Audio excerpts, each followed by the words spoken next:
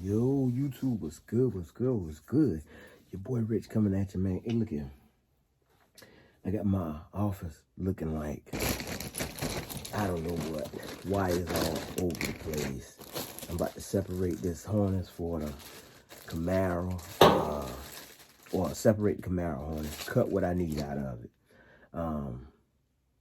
Since I went ahead and did the digital dash and also the custom light switch, I'm going to use my factory Caprice wires to wire up my radio. What else? I also have a custom windshield wiper switch that I'm going to do for the bill. Instead of ripping all my wires out of the car, man. You know what I'm saying? Like, I just got to the point where I just wanted to kind of speed things up. And another benefit from that was when you're using the stuff that's already in the car, you know, it's already either relayed or fused. So I have to go back and check my fuses and relays and all that stuff to make sure everything works. But other than that, you know, it's already good to go. Now, show y'all what I got going on right here. I didn't show y'all this whole process of me getting the sending unit. And y'all got to excuse me, I made Jada room my workspace right now. It's pretty cold outside, and I do not have, well, I got room in the shed, but, you know, I ain't going out there in the cold to do this here, though. So, with that being said, you can see right here, sending unit where I capped off my two ends because I'm not using these. I'm actually using the external fuel pump, but this is a brand new sending unit. The last sending unit I had, man, I don't know what it is. And it might just be, I don't know. I didn't test this one right here, but if it's brand new, then, hey, it should work. Because the problem I had with the last one was when I would move the float, it would move, and it would actually move the sending unit digital dash. But when I would move the float up, so where it should be showing full, it was actually declining and going down. In some cases, I know a lot of people probably say, oh, you got to wire it back. There's no such thing as wiring it backwards because you only have your fuel sending wire. But you can see right here, what I did was use my old one and just extended it. Sat right there, soldered it in place, and then heat shrink it. And put my end back on it right here, so I have more than enough wire to reach my plug at the back of the car. Here, fuel sending unit came with brand new ground right there, so that alone goes right here on the side. What I think I'm gonna do with that, you know, just because it's open, man, I'm gonna probably pull that back off and just put some heat shrink on that little plug piece right there, you know, because moisture is a big thing and a lot of people don't take it like that. Any of this right here can get wet and corrode, but this connected to that right there, you want to keep that moisture off there so you don't have any rust or any problems like that. So, but yeah, that connects to that, and as you can see, when it's on there, it's on there. So basically, I gotta pull this little tab back on here now, and then pull. There you go, and then pull this off.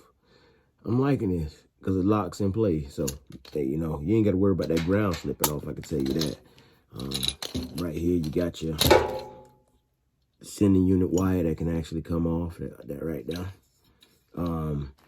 And I know a lot of people probably thinking right now, like, why is he doing it this way? I'm doing it this way because I am doing my fuel system is going to be, it's going to have a return line. It's going to have a return line due to the fact of my fuel regulator.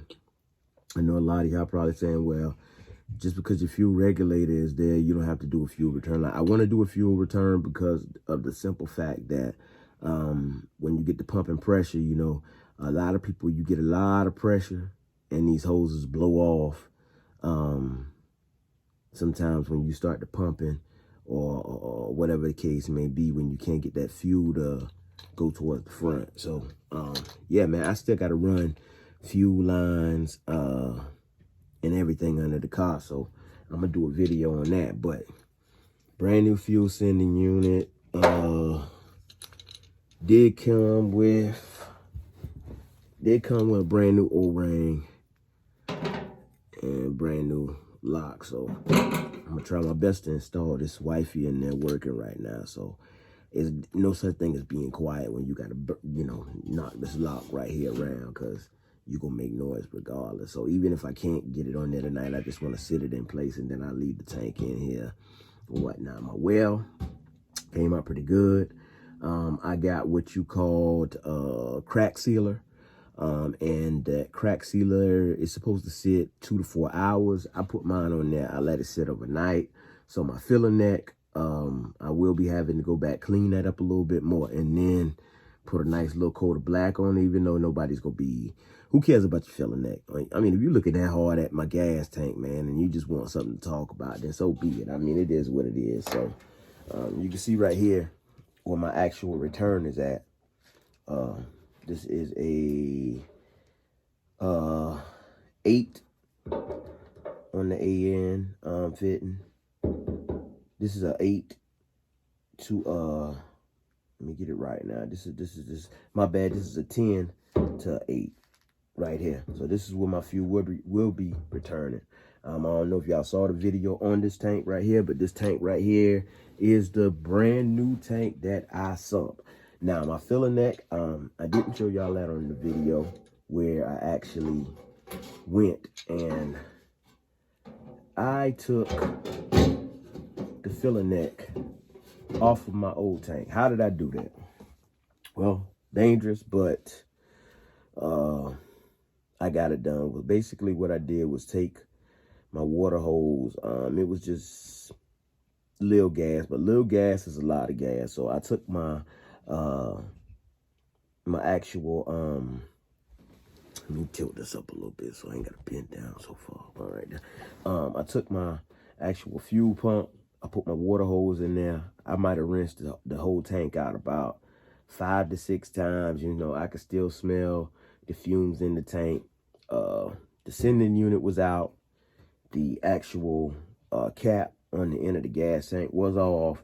So I took my water hose and I filled the tank up. And then as it got almost to a height to where I know the water was just going to go straight to my filler neck tube, I took the hose and I pointed it that way. And I took my cutoff wheel and just nicked it, you know what I'm saying, just to see what was going to happen. Once I got that hole cut, or that slight little hole cut, is probably about, I say about 1 inch cut in there with the grinding wheel, I could see where the water was actually like flowing up and down inside my filler neck tube. So therefore I was able to make a nice cut on my filler neck to be able to get it close enough to where it should go back on this tank right here. And I'm satisfied with it. The angle of everything, you know, I won't say, you know, lie, it wasn't an easy job. It might have looked easy, but it wasn't an easy job actually getting it to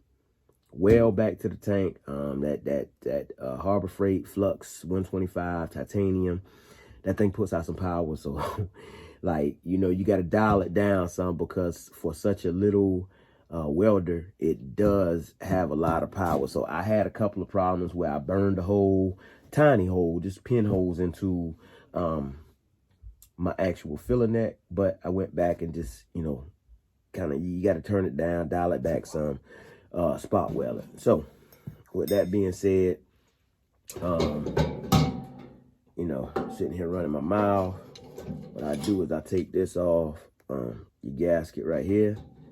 Usually goes in first. Then what you want to do, you just sit your fuel sending unit down in there. Get it to sit in there nice and flush.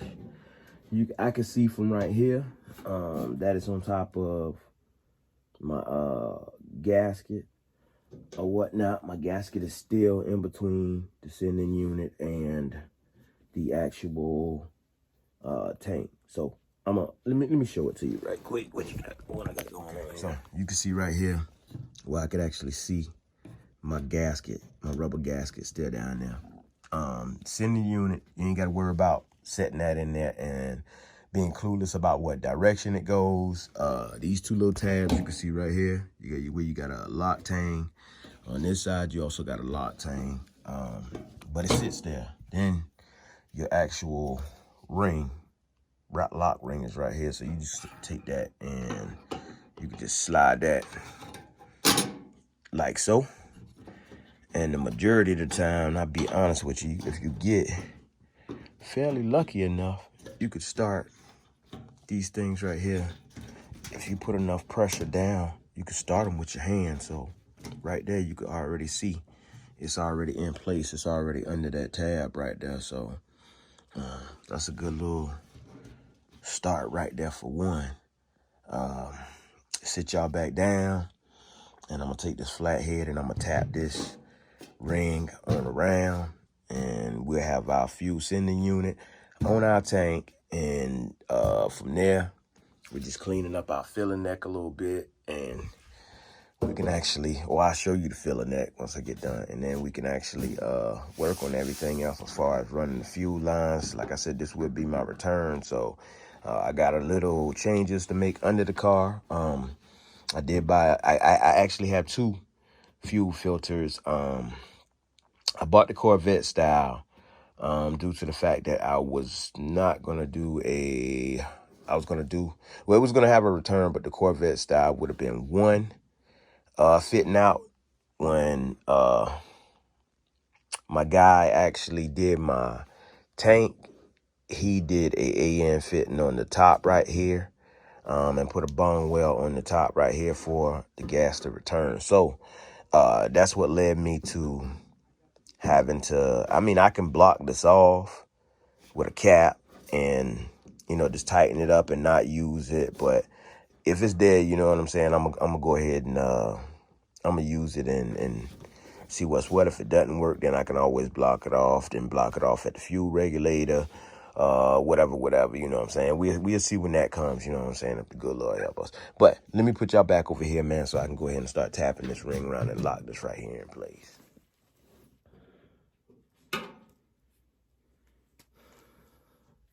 Another thing you want to look for, you want to make sure your ring stays in that, because it's gonna want to like shift this a little bit, but you want to keep it centered. You want to keep it centered so your lock just makes it easier for you to get it back off next time.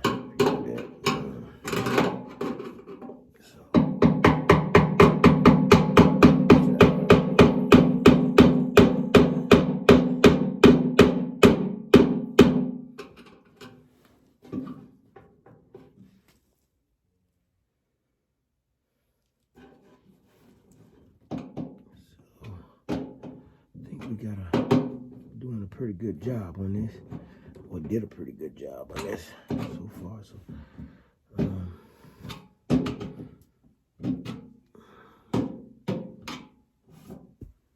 got everything pretty nice and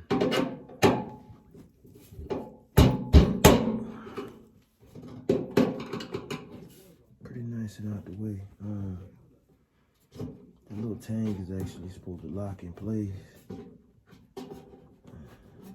Show y'all what we got right here. I know my tank's supposed to lock. All right, show y'all what we got right here. I know my little tank's right here supposed to lock under here, but it's where I needed to be. I ain't want to do too much banging in the wifey working. So now, this is the wire I was telling y'all about right here. I guess I ain't gonna make no difference by cleaning that up. So this wire actually will run towards the back. This is where your signal comes in or goes out to your wire. It should be at the back, right there where your tail lights off, hanging down under the car. This here, we're gonna get us some heat shrink, and we're gonna put that heat shrink on there. And then after we do that, One thing I did notice is, see, you know, now you're seeing right here where this right here is, that is kind of close right there. So, I don't know. I don't really want to beat on this right here because it's there for a reason to lock it in place. So I don't want to beat on this. So, forget it. I did say I was going to put some heat shrink on it, but it is what it is. Let's see here.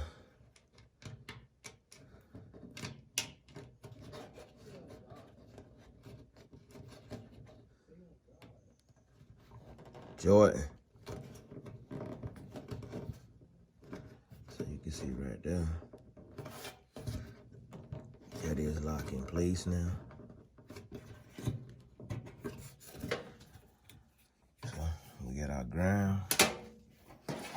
We got our wire for our unit to measure out. There you go, right there. I get all that paint I did. You scuffed that out, but who cares, man? Right. Try to turn this thing around so I can show you how to fill in that. Okay, this thing right here looks cruddy, messy, everything else. You can see what this stuff right here looks like, man. So it was like putty at first, and then it's like hard now. So I went all the way around the bottom with it just to be on the safe side. Don't want no leaks. Covering myself for pinholes, like I said, that I might have had on the tank or whatever, but I think I got it all covered. One little spot right here, I'll probably just take some glaze and dab in that with my finger. Another one right there, I just dab it on there with my finger. But that's it, man. That's the filler neck on that thing. This is right here is what I got going on. You can see my sump now. Ugh. This is where my gas will be coming out. Most of y'all, if y'all don't know what a sump is for, man, when y'all hitting the gas and y'all feel like y'all car starving, it's because the gas is going to the back of the gas tank. And when it comes to the back of the gas tank, you got to remember your actual fuel pump sits way up here on the front, which has a little tilt. So if you have the least amount of gas, that when you hit that thing and that thing comes to the back and it acts like it's starving, this is why. Because you are losing all of your fuel from, you know, that how would you say it, gravitational pull, or just that forward motion causes the gas to shift back. So you can see that's where I have my fitting right here. This right here, I got lines that I gotta actually attach to these here, and this right here will be my out. The one on the other end is my in, but you can see it from right there. Got that filler neck on there nice and straight, man. You can see like that well is super strong, man. Ain't going no place. But just for y'all people out there that'll be looking for something to whine about or whatever the case may be, you know, I might, after I finish that right there, I'll throw some rubberizer, spray some rubberizer on this, and, you know, I ain't even worrying about cleaning this up. I'm just gonna spray that right there, black right here, and that's that. You know what I'm saying? If y'all wanna get up under my car, crawl up under that, just make sure y'all ain't under there when I'm in drive, man. Yep. Yeah, so there you have it, man. You know what I'm saying? The other half of me, getting that tank ready to go back inside the car. Went outside tonight, man, and I ain't gonna lie, like, it's chilly. But I'm gonna tell you what I did. I used my torch. I heated the harmonic balancer up, slid it on. I did get it to go on. The one thing is it didn't go on far enough, and then after I did get it to go on far enough, I noticed some imperfections in the front of the balancers, just where that lip is supposed to ride around the edge. I noticed like some little frigid. I don't know whether that harmonic balancer, somebody else was beating on it or whatever, but it had some little edges that were missing out. Yeah, I think I know I'm gonna find another harmonic balancer to go on there, because I'm definitely not putting on there and having belt problems with the belt jumping off or tearing up belts and all this other stuff. So new harmonic balancer on the way, man. As a matter of fact, I'm gonna jump to the next best thing. I'm about to go around here and mess with these wires on this column. Go ahead and cut everything. I got mainly everything labeled on that already. So on to the next, man. You already know what it is, man. Your boy Rich _ everything with an A, man. Y'all stay tuned, man. Black Heart. Like I said, if I get that harmonic, well, tomorrow I will be attending CCU homecoming. So that game starts around 3 o'clock. So me working on the car, I don't think so. I'm gonna probably go ahead and get a little tightened up tonight. You know what I'm saying? Kick back, relax. Getting ready for tomorrow if the Lord's will. And that's be that, man. So y'all know what it is, man. Do something with them buttons down there, man. Hit like, hit subscribe, hit that bell for post notifications, man. We're going to keep this thing on the go with Relentless, and Black Heart is ready to fall in place. Yeah. Hey, man.